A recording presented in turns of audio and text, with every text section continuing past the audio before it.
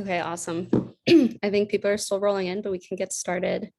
Um, well, welcome to Amplify Her Voices, Networking the Music Industry.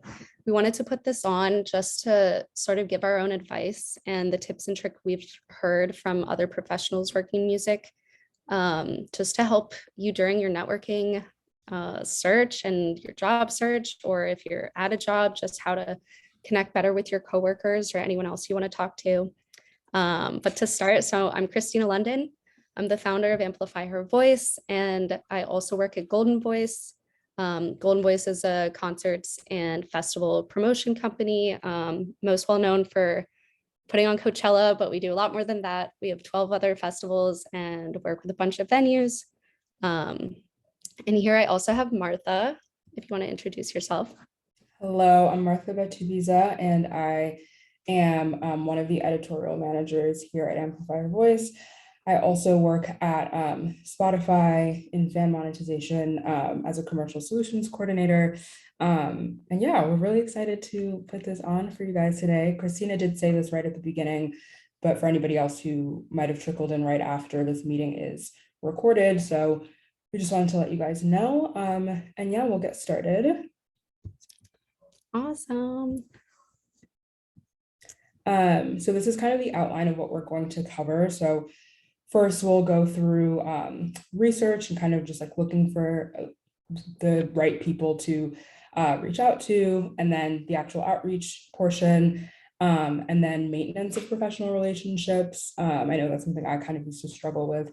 And then just a collection of little reminders, and then we'll move into a little Q&A at the end. Okay, so to start, research, the thing you should start with for any sort of outreach or networking. So first and foremost, identify what sort of information or advice you're seeking. Are you reaching out to someone for advice on navigating the music industry? Are you reaching out for job recommendations? Are you trying to learn more about the company? I think it's like easy to just, shoot out a bunch of random networking messages, but I feel the more concise you make it and more focused, the better a response is. Narrow down which sector of the music industry you want to work in. I know this seems a little obvious, but if you want to work in marketing or social media, obviously you have to reach out to a marketing or social media professional. I think a lot of the time when people are trying to network and starting out, they have a whole bunch of things that they want to learn, whether it's A&R marketing. Like, I know when I was just starting out, I wanted any job. I was like, I'll do anything. But definitely the more narrow you get, the better it is. Use platforms like LinkedIn. I love LinkedIn to research companies, employees that are in the roles you want to be in. Whether this is stalkerish or not, like, social media is there and you can totally use it to your advantage. If you want to work at a specific record label, in the modern day, we can look up who works at that label, what are their past jobs, what was their internship experience, did they go to college? We definitely have the privilege to be able to do that, and to understand just more about the employees and maybe their background and maybe more of what you can do in order to get into those positions you want. Let's see, find employees who currently work at the companies or in the roles you want to work in. That sort of just piggybacks off of using LinkedIn to research. But again, you can literally find someone who has your dream job just through a little bit of searching. And then last, it's definitely a plus if you find something in common with someone. So, if you're reaching out, cold emailing, whatever you're doing to sort of connect with others, if you went to the same college or have similar interests in music, I feel like anything that you can find in common with someone definitely helps.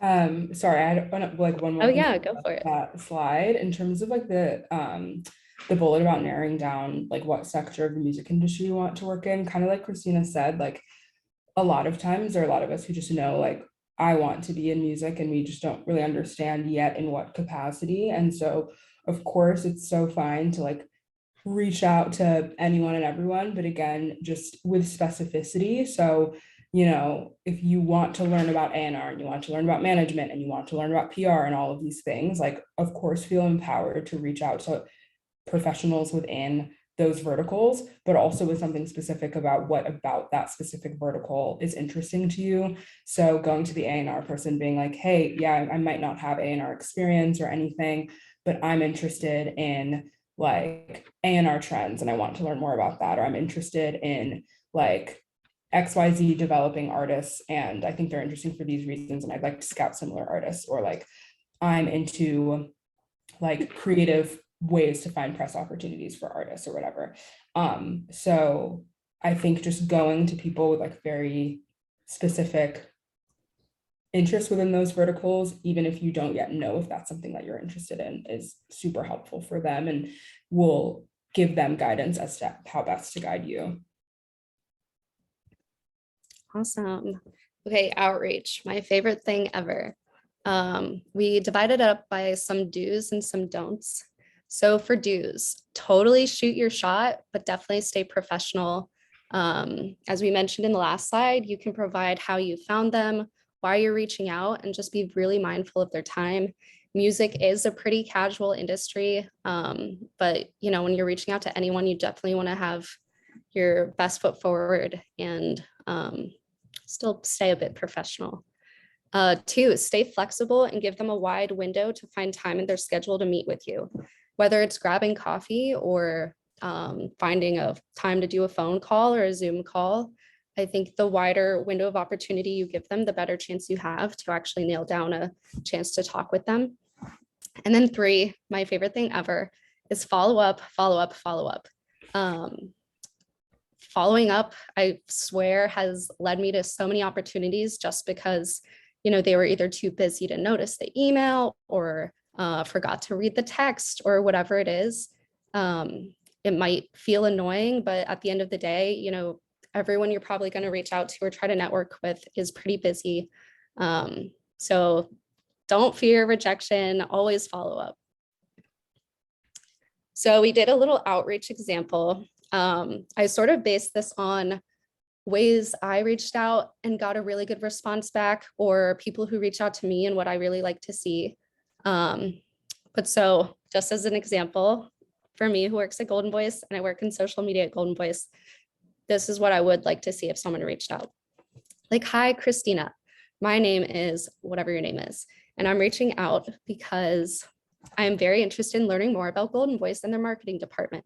I would love to connect to hear about your experience working in social media at Golden Voice. Do you have any time for a brief phone call in the next couple of weeks? You leave a wide open of opportunity by saying the next couple of weeks instead of today, tomorrow, like this week. So they can probably find more time in their schedule for that. And it's also broad enough where you want to hear about the company, not just like, hey, got any job openings? Then, of course, the follow-up, like, hi, Christina, following up on my last message, let me know if connecting via email would work better. I always like this because it gives someone an opportunity to, like, maybe they can't do a phone call, but maybe on their own time, they can answer your questions via email.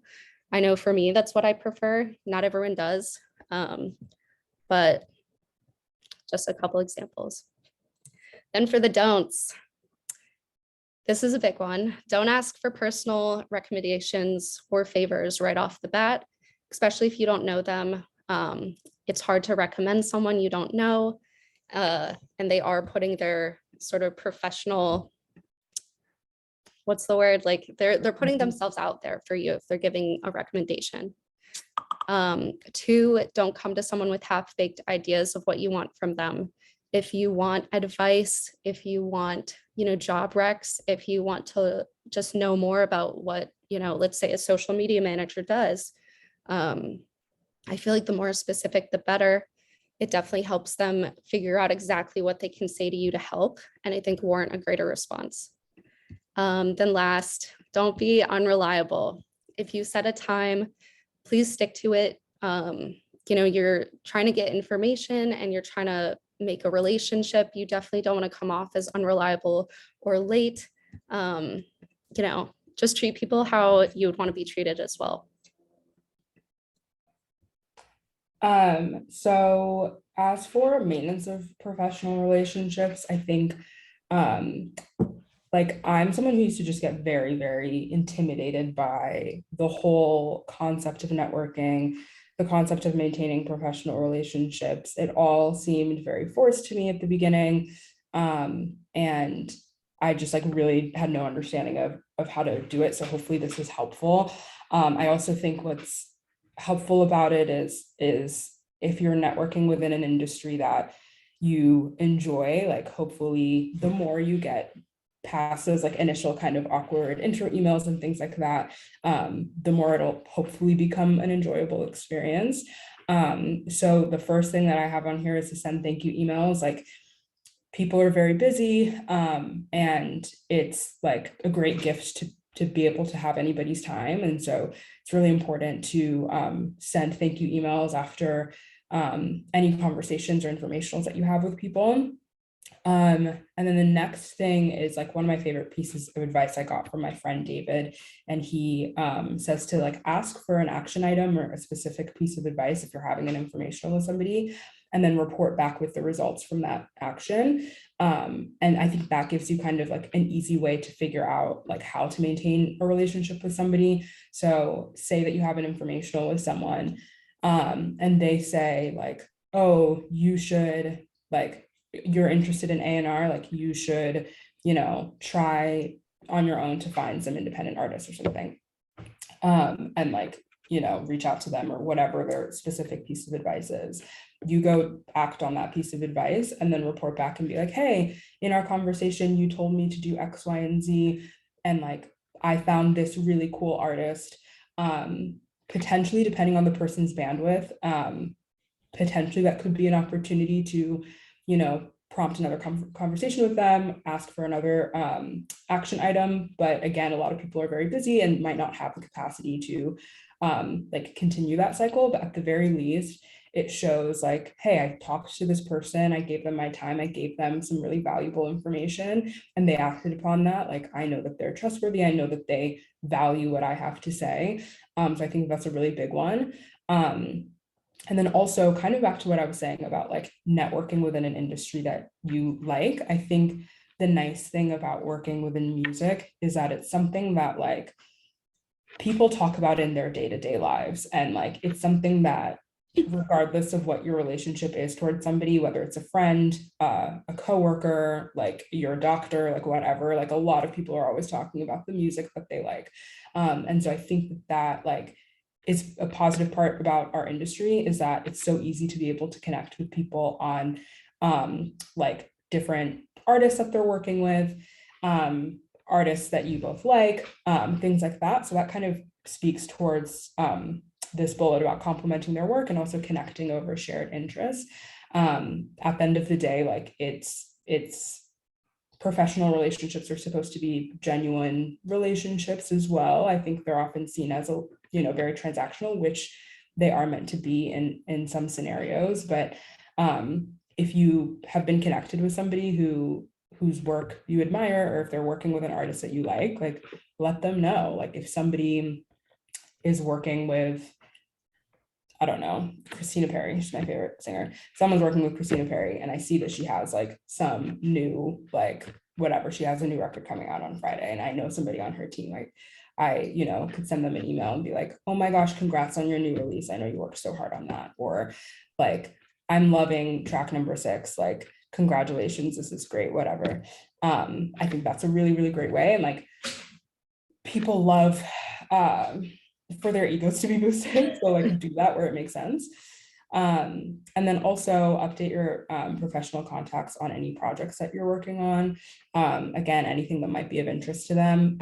I think when I first started out like networking with people, I kind of wrongly assumed that like I didn't have any value or anything to bring, and that like the value only stood with those with more experience in me. But there have definitely been a lot of times where I've reached out to somebody or told them the things in the industry that I'm interested in or the things that I'm working on. And they're like, oh yeah, like send me that article you wrote. That's really cool. Or like, let me know how X, Y, and Z project goes. Like, I want to be involved or whatever the case is. So you definitely have value as well to contribute, and that's something to like own and really take note of. And then also lastly, just like don't force any professional relationships. Again, it's like it's a relationship is a relationship, and not all relationships are meant to have the same depth or to last very long or whatever the case is. Obviously, if somebody gives you their time, be grateful for that, thank them, like be polite, be respectful. But I think, again, when I first started networking, I think I felt a lot of pressure to keep in touch with every single person in the exact same way. And then I realized like, oh, I just actually don't connect with this person as well. Like maybe I send them a once every 6 month update or like comment on their LinkedIn or something every now and then. But then there are some other people who, when I write a new article, I'll text it to them, or I'm responding to their stories all the time about their artist. So yeah, definitely just prioritize communication, like your level of communication, your depth of communication with the people with whom you connect the most.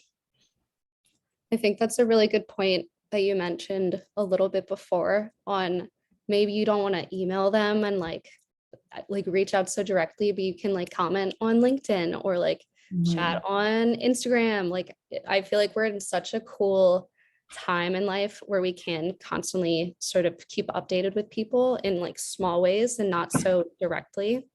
I know Daniela, who is in this meeting right now, she reached out to me on LinkedIn, and I'll see her Instagram stories or things like that where I am keeping up with her even though we only chatted like once. Like I know I'll remember the names, I'll remember, I know who reached out to me. And I feel like social media, which I will say as a social media manager, I might be a little biased, is a very cool way where we can stay like in close contact even if it's very like subtle. Yeah, definitely. And then here are just like a handful of reminders that we have. So one, like don't underestimate the advice of assistants, coordinators, etc. Despite being newer to the industry, I think people at this level have a lot of, whether it's time to give or also like new and fresh perspectives, like kind of what I was saying before, like we also at our age and at our like professional level have a lot more value to add than we might think.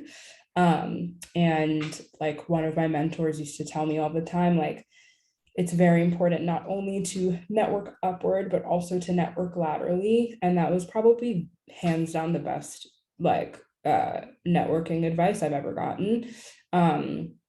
She really emphasized to me that like this, like if I'm to be in this industry for a while, like this is the class of people that I'm like growing up with essentially.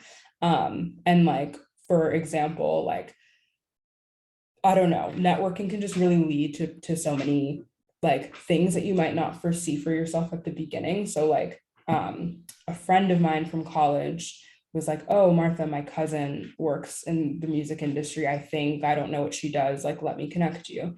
I talked to his cousin. After talking to his cousin, she connected me with a friend of hers. After talking to that friend, he connected me with a friend of his, who ended up being Jamie Velati from Fan to Band. And then I connected her with Christina, and then we like Fan to Band and Amplify like did a collab together, all because my friend like happened to remember that his cousin worked in the industry. And like Jamie is someone who's like, at a similar level as the rest of us and stuff, but like we were still able to connect and like make something really cool together. And I feel like that's happened a lot where I'll just be connected to a bunch of different people, like we work on a project together or we're supporting other people's projects. So it's really, really important to have like a community of age mates, as well as your community of like kind of music industry elders. That's not the word, I don't know. And then number two, rejection happens. It's nothing to be afraid of. I got a rejection email earlier today. did sour my spirit a little bit, but it happens.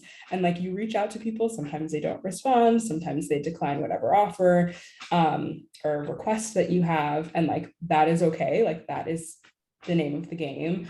I saw something the other day on social media that said like, if you knew that like you had like 59 no's until you got that yes, you would be chasing those no's. And so that's something I've been thinking about where I'm like, okay, yeah, like the no's are uncomfortable. But someone's going to say yes to you and somebody's going to give you their time or help you out in a certain way. So um, I'm out here chasing those no's. Number three, yeah, at the end of the day, we are all human and these are all supposed to be like real, genuine connections. And a lot of times professionally, it can feel very forced, but I think that you, Katie, can't wait for my next no. Honestly, same. Like today, I was like one down, many more to go. But yeah, all of this is meant to be, you know, for your benefit, hopefully for the other person's benefit as well. And it's a lot of trial and error and it's really uncomfortable, but at the end of the day, things like this really do pay off. Yes, I wanted to like talk about rejection for a little bit too. I feel like that's something I always just think about in my everyday life because people are so scared of just getting a no. But especially I will say in an industry that is, massive, but like networking wise, it's very small. I literally like work with people now who have said no to me in the past. So I don't know. I mean, I always try my best to say yes to everyone if they want advice or want to reach out, because you never know who will be your coworker in a year. um, For sure. so I think for the next section, we'll be taking questions. You can either type one in the chat if you don't want to speak in front of everyone, or you can raise your hand and we'll call on you to unmute yourself. Just on anything we talked about.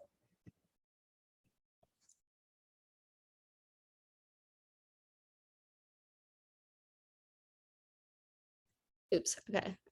I see one from Alexandra and it says, should you follow up after an interview and how soon after?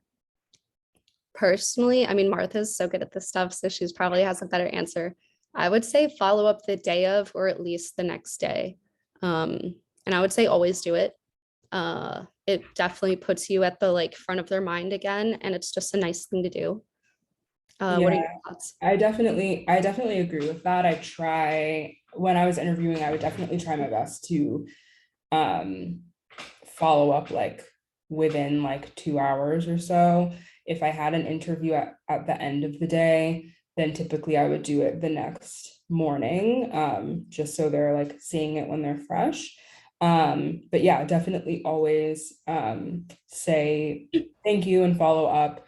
And there's this one like professional influencer of sorts named like Madeline Mann or something like that. I always, whenever I like don't know what to do professionally, I look her up, I watch her videos. Like she has really, really great ways of helping people with follow-ups, like the right cadence and all of that stuff. So like whenever I'm in doubt, I honestly defer to her, but definitely always follow up.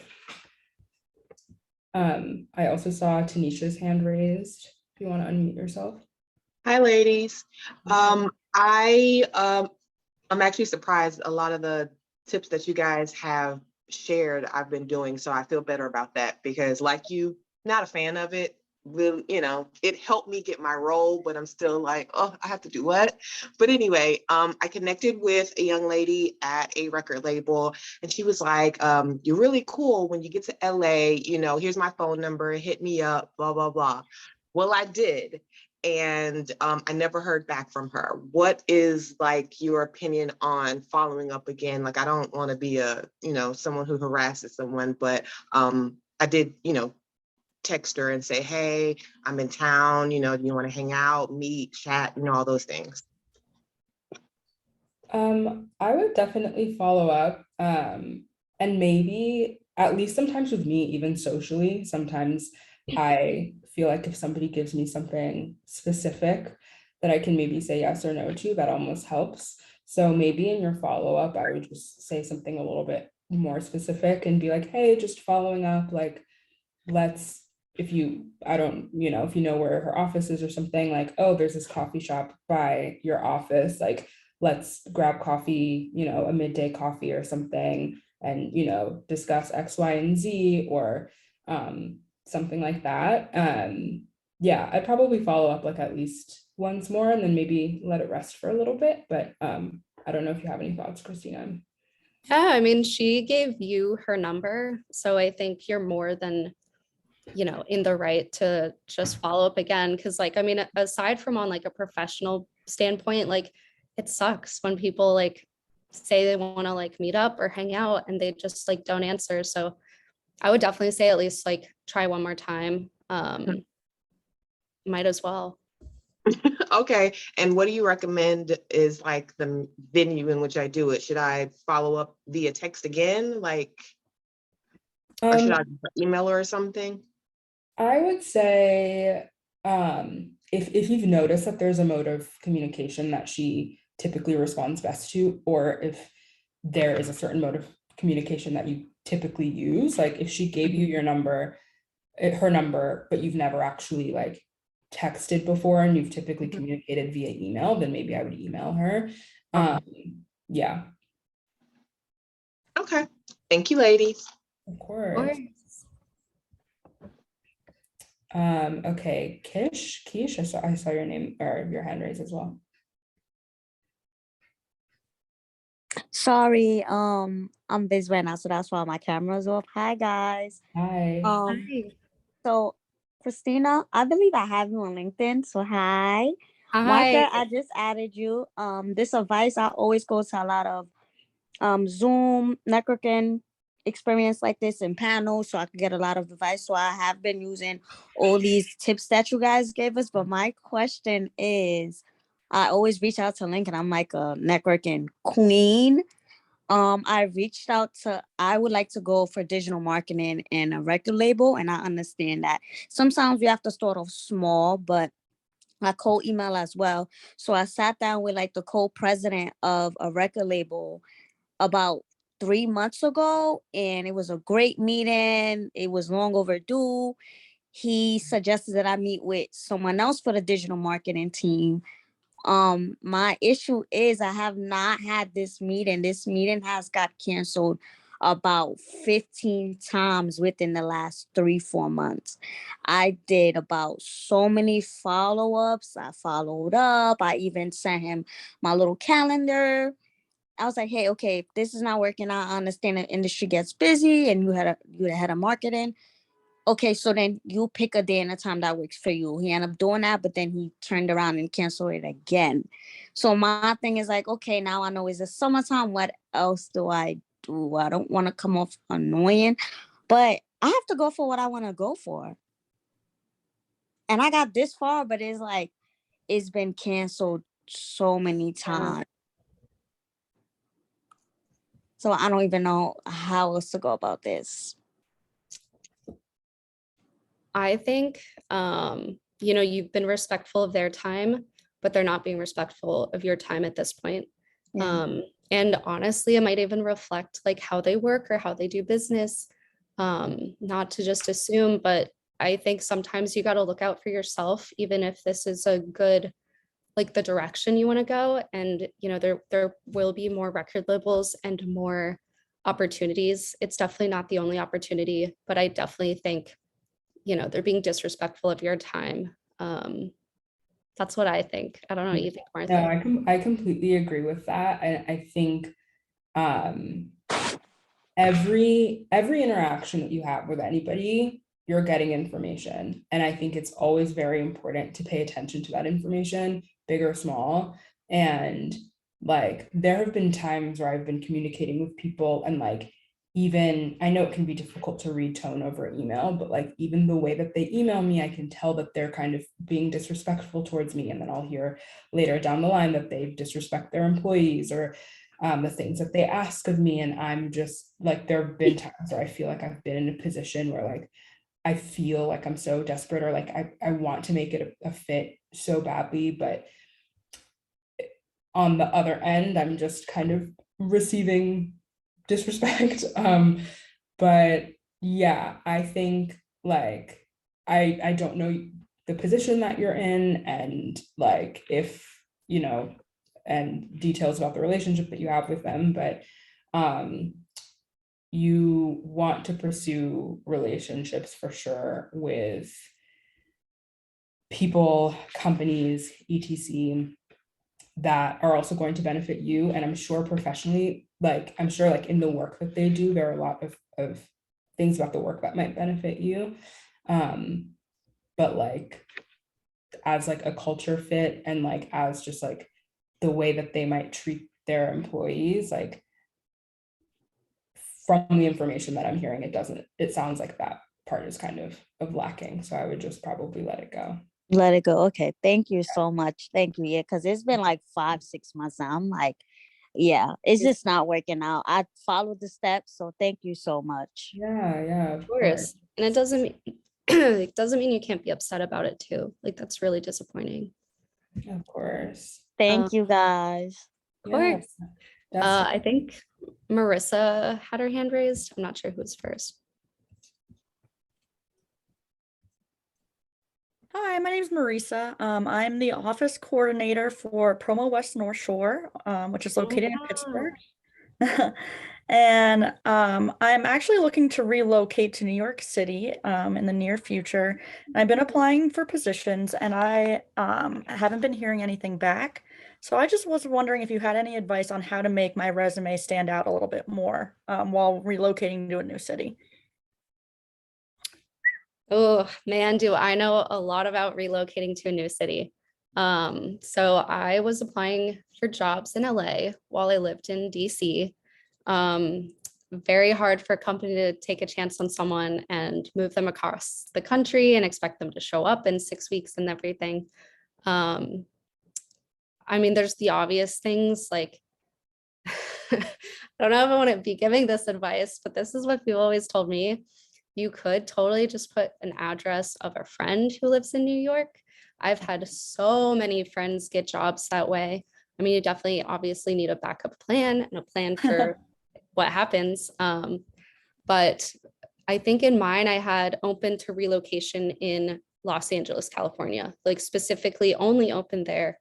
And when I got my job and my offer, I don't know, I sort of just really sold them on the idea that I've always wanted to move to Los Angeles. Like I was ready to move anyways. Just, I think for the company, it can just be hard to take a chance on someone who isn't there when there are a lot of applicants applying who already are there. And I mean, of course, the obvious of like network with people who work there, see if you can learn more about the company and just approach it in a way that's a little more personal. But yeah, I mean, it's tough. I think relocation was the biggest factor for me trying to get a full-time job in music. Yeah, Martha, what are your thoughts? I like hate everything resume. Like I just like that's like a pain point for me professionally. I hate resumes, but I agree with everything that Christina is saying. And Martha also just relocated to New York, actually. I did just relocate to New York, Congratulations. like, last week or 2 weeks ago. Thank you. But I will say, one piece of advice again that I got from my boy David, he told me to on LinkedIn. I mean, and also it depends on how much, like, I feel like there are some people have different opinions on like how much people in the music industry use LinkedIn. Like I love it, and I love to like look for people on LinkedIn and all of that. Some companies use it more or less for hiring, but I changed I think on my resume, I don't think I had a location at all. And on LinkedIn, I changed my location to New York, so that when people were, if anyone was like scouting or anything like that for New York jobs, that I would pop up, and that like helped a lot. Honestly, I started getting both music and non-music like LinkedIn DMs for New York jobs, and I was open to moving to New York for a non-music job as well, just so that I could be here. But the job that I have now at Spotify, I got a message from I got a message from a recruiter from like a staffing company who is hiring for Spotify. Yeah, she found me on LinkedIn. And even though my job wasn't necessarily, I don't have to be in New York, most of my team is in New York. But I think that me having New York already in my whatever on my profile probably helped when, you know, her search was populating. That's a really good idea. I'm definitely going to do that now. Yeah, Thank you. of course. I saw a question in the chat.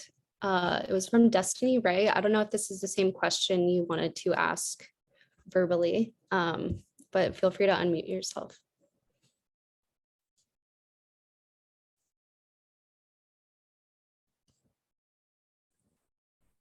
Hello.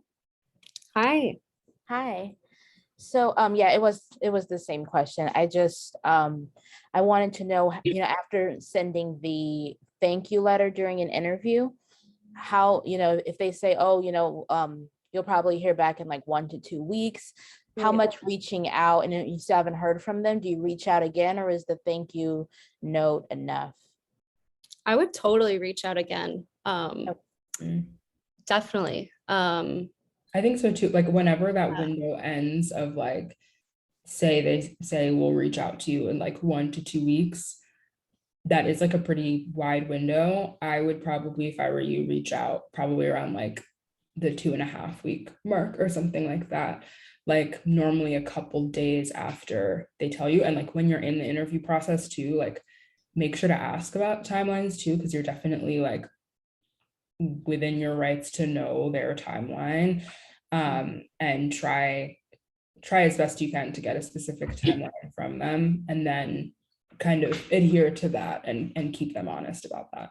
Yeah, I feel like I've definitely, you know, through my own experiences and experiences through my coworkers and friends, you know, they've reached out and, you know, twice and ended up getting the job, or they, you know, reached out once and, you know, got rejected, but at least they had an answer.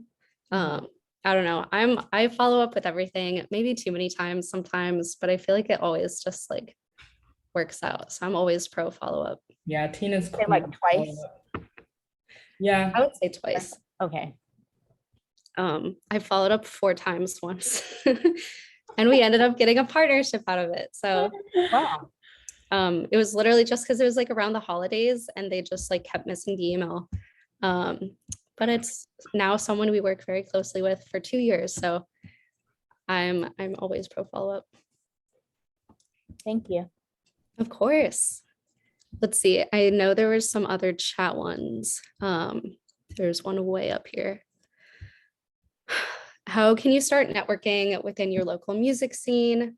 Like when you go to concerts, record stores, etc. Thank you. That's from Hannah. Thanks for coming back to this event, Hannah.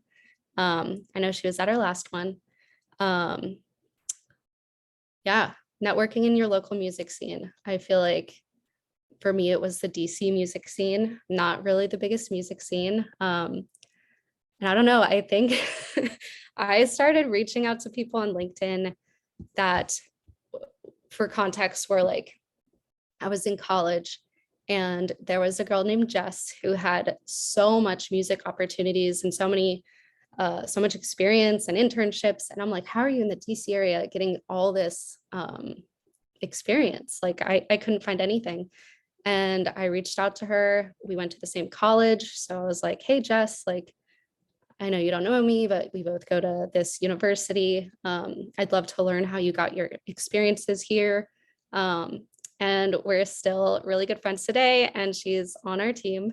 So I don't know, it's been a great relationship, but I think, you know, connect with people online, as weird as it may be. Like you can follow them on Instagram. I think sometimes connecting with like people you don't really know, but you have shared kind of like I don't know, even just going to the same college, you have some sort of shared interests. I don't know what to call that, but I feel like really taking advantage of that, and going to shows. I'm trying to think of what else. I feel like there's so much you can do, so it's hard to like narrow it down.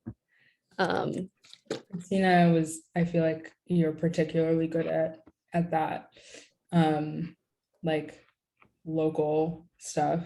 I think one thing I'd add is also like, I mean, this is like in general, but I think especially with like local stuff, like, don't be afraid to like have like the non-traditional, I mean, there's so many aspects of Yes. the industry that are non-traditional, but literally like my first experience in music was at like the strangest record label with very weird music.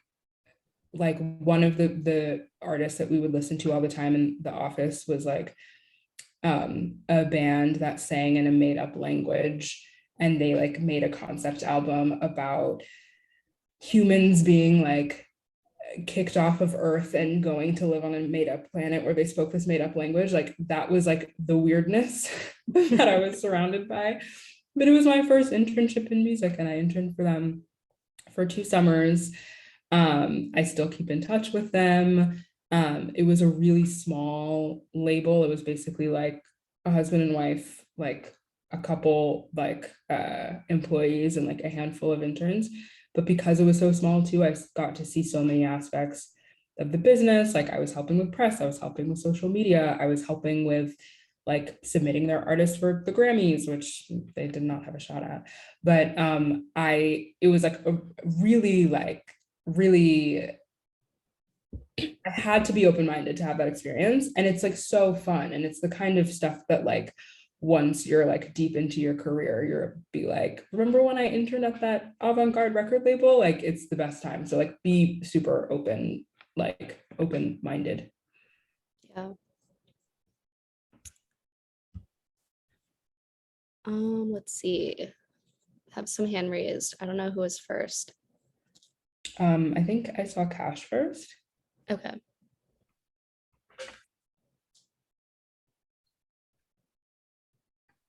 Oh, how are you all? Good. Hi, good. Hi, let me lower my hand down. So I'm Cache. I'm so excited to be here, first and foremost. Thank you, because I just love to get so much knowledge from like this space. I just graduated from Arizona State University with my communications and media analysis degree. So thank you. And I mean, I guess for years, I've always wanted to work into the entertainment industry. You know, when you have that, you have it in you, you know what I'm saying? And now I'm at the place to where, of course, it went from public relations to journalism, which I love journalism, but now I just really want to hone into like talent relations and media analysis, things of that nature, right? And my question I have for you ladies is like, when I, of course, coming out of like college and doing a lot of like, I guess you can say other jobs that's not in the entertainment industry, although I have some experience when it comes to internships here and there and just the knowledge of, what I've taught myself and connections I've have here and there, how can I make it on my resume? I know you guys were just talking about resumes, but how can I have it to where on my resume I can stand out as far as experience? I'm connecting with a lot of people, of course, LA or New York, and far in between remote. And I'm like to the point to where it's like I'm gonna move to LA. I'm taking that leap of faith. I'm gonna take the leap of faith. Whether it's saving, doing whatever the case, but just for sure, I'm now in a place to where it's like even if I don't do that, and I just could kind of just make myself open to knowing I'm going to get the job, but feeling confident knowing I will get the job because I'm qualified for it. Does that make sense? Because of lack of, I guess, experience in that, I guess, in that space, does that make sense? So how would I stand out more? I guess I can say coming here. And another thing that I can say that I've been doing is doing some, getting some certificates and stuff on LinkedIn, which has been great, learning more about that. But I guess I just need to hone into my skill set, I guess you can say. Yeah. I think this is something I'm working on, but like making your like application materials, your LinkedIn, your resume, all of that, like very like impact focused, because like instead of task focused, because I think when it's task focused, it doesn't speak as much to like the specific impacts you could have on a place. And I think even if the experience that you currently have might not be like 100% relative or relevant to what you want to do, like no one's gonna turn down somebody who like makes a big impact at a company. Or also if you think about like what you want to do and like the kind of impact that that kind of person makes, and like thinking about the kind of impact you've previously made and been like, okay, when have I like, I don't know, I'm trying to think of an example, but like when have I done like made this kind of contribution in my previous role, and how can I like think about the ties between your current or previous roles and like what you want to do in the future, and see if you can like make impact driven bullets around that. And then also like within that, like specificity as well, like any numbers that you can include, percentages, like anything like that that can really like quantify what you've done. Because at least I'm like really not great at this, but at least when I see like bullets and stuff written like that, it always looks very, very impressive to me. And I'm kind of like, oh, well, like this person can do anything. They like tripled this or they whatever, you know? Yeah, I hear you. And I think that's great. And that's exactly what I'm going to do. I had an exploratory interview with like a Noble Media company as of recently. And I had just went all out of just basically making a PowerPoint slide deck of maybe about 8 to 10 slides. And of course, it was very creative and it hit pinpointed some skill sets that I have. And I thought that that was great within itself, but just going the extra mile, going the extra mile and kind of correlating the skills that I have with what I've done as far as work experience. So yeah, I'm excited. I feel like I'm after college it's still like you still got those deadlines, right? You still have to make it shake. And now I'm like, okay, well, it's gonna happen. It's gonna happen. So I'm excited. Yeah, it definitely will happen. And I think like having that drive and going the extra mile really does make all the difference. When I got the job I'm currently in at Golden Voice, I made a whole PowerPoint, and it was like, I'm the social media manager. So it was just like what I would do to like take their socials to the next level essentially. And they like hired me like a couple days later. And I think sometimes you got to do that. And if you're the kind of person to do that, like go for it. I'm definitely like pretty extra, so it was pretty on brand. But I think you just from the sound of you definitely have the like drive to like get to where you want to go. Thank you, ladies. I do appreciate it. Of course. I think we can take 2 more questions. I don't know who had their hand up first. I think Xiaomei, I might be mispronouncing your name. You had your hand up first. Hi. Hi. This is more so a question for Katie. Oh, sorry, Christina. I also happen to be from the DC area and am looking to relocate to other places as well.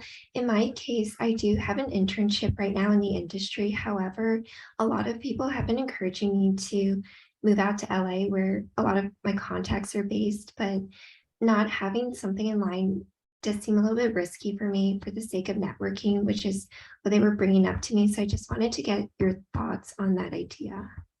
Yeah. Well, first off, Martha's also from DC. But I know a move to LA is a bit further than New York. I was in the same boat. I did not want to move unless I had a solid job. I'm a planner. I just know myself and I couldn't do it. And, that's the advice I got too. They were like, oh, just move out to LA first and the jobs will come. But like realistically, I don't know if that's always the best move. I think like it definitely took a little while of applying till I finally found a company that did want to take a chance on me and, you know, move me out to Los Angeles from DC. And I think I was really lucky that I was able to do that. I mean, I'm always down to, I forgot what I was going to say, but anyways, if there's the opportunity to be remote while you can move out, I would definitely, you know, if you're speaking with companies, talk about that. Like I mentioned before, like having it in your resume that like you are willing to relocate to Los Angeles, and really in your interviews, just like nail that down and make sure it's known. But at the same time, like before I was working in my current job, I was, because of the pandemic, I was in a non-music related job at a PR firm. And to me, that was like the worst thing ever. I was like, I can't not work in music. Like, I feel like a sellout. I feel like I quit on my dreams. But I really don't think it's a bad idea if you get a non-music related job in Los Angeles, because I think it definitely broadens your opportunity to move out there. And then, you know, while you're here and you're financially secure and you get to know the area and you're able to network, I think that could also be an option. Yeah, thank you so much for that. Of course, also, if you ever want to connect further, I'd love to hear about your internship and everything in DC. Yeah, absolutely. Awesome. Okay, and on to our last one, Isabel. Thank you for being so patient. Oh, of course. I just wanted to ask your advice on not being overly enthusiastic. I feel like that's an issue I struggle with a lot, of kind of walking that line between being borderline harassing someone just because you're super excited to connect with them, but also following up as needed. So in your opinion, what's the best advice to kind of go about networking? I am also pretty enthusiastic, and I'm also super extra. So I don't know. I think things I have to do just in my everyday is like not act too impulsively, take a step back. I sometimes will give myself like an hour, and if I think it's a good idea in an hour, then I'll do it. Or, you know, give myself a day and then I'll do it. And I think it's tough because with jobs, you want immediate results and you want to keep things moving and you just want to go. And I don't know, it's definitely tough sometimes when you're just so like driven to do something, but you gotta like chill, let things flow, like don't want to force anything. So that's what I do. At least I always will have to like like give myself rules in order to just make sure the choice I'm making isn't like, I wouldn't say impulsive as much as just like so passion driven, and more just like what's the best like option. Martha is very like calm and relaxed, so I think she would have good advice for this. I also have to tell myself to calm down. Like, yeah, I think I let myself feel whatever emotion it is, like whether it's like nervousness, excitement, disappointment, whatever. And then I kind of like Christina, I have to like kind of take a step back and like make myself think of things like more objectively. And also like a lot of times that literally all it takes is me like looking at a calendar. Like sometimes I'll be like, oh my gosh, I reached out to this person forever ago and I have not received an answer. And then I like look at the calendar and I'm like, I reached out to them yesterday. Like, Dude, story of my life. Literally, like that's been me the last couple of weeks being like, why am I being ignored? And then I'm like, I actually quite literally just pressed send. Yeah. Or I think about like their shoes. Like today I was like emailing someone and I was like so eager to get a response just because I was excited about it. And then I looked and it literally had been 2 hours. And then I was like, how many emails have I not responded to in 2 hours? Like I'm doing other things. Yeah. So yeah, basically like breathe, I guess. Yeah, breathe. I think thinking empathetically, the world needs more empathy. We know this business needs more empathy. stop the subtle W, right? I think, I don't know, it's a passion industry. You know, people work in music because they love it and because they're passionate about it.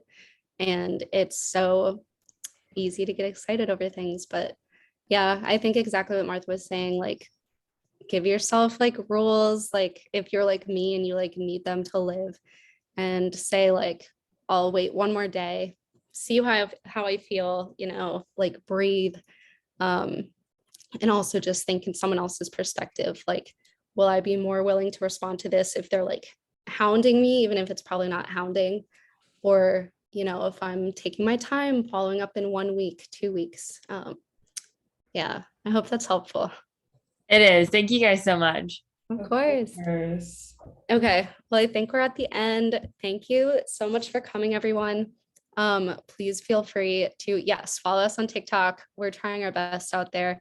I definitely recommend following or signing up for a newsletter. We are definitely going to pick up on more helpful events like this. It honestly sounds like we'll need to do a 2.0 because I don't think some people could get into the meeting because it was at capacity. But yeah, we're here to help. We're here to be peers with you in the music industry. And yeah, follow our LinkedIn. We post on there like constantly with job opportunities, just general opportunities. And yeah, I think that's it. Yes, thank you guys so much. And yeah, I think Katie's been posting like our contact information as well. So yeah, feel free to hit us up. Thank you guys so much for coming. Yes, and feel free to connect with us on LinkedIn too and reach out, all that good stuff. Thank you. Thank you guys. Thank Of you. course, thank you guys.